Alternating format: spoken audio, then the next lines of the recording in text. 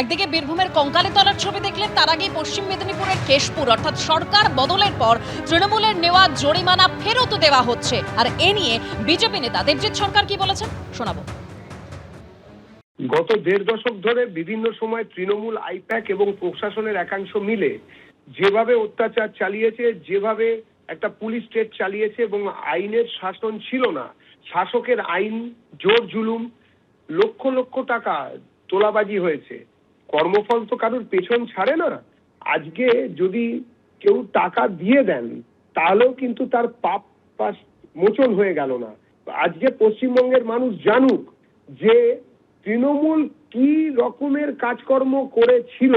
আর তৃণমূলের যারা বলেছিল ডিজে বাজাবে, 12 তারিখের পরে কোন বাবা আসে, সেই সব লোকগুলোকে এবারে সামনে আসতে হবে, তাদেরও দেখতে হবে কেন এরকম হয়েছিল এবং তাদেরকেও আইন আমলে আনতে হবে। রাজ্য সরকারের কাছে এটাও আমাদের দাবি থাকবে।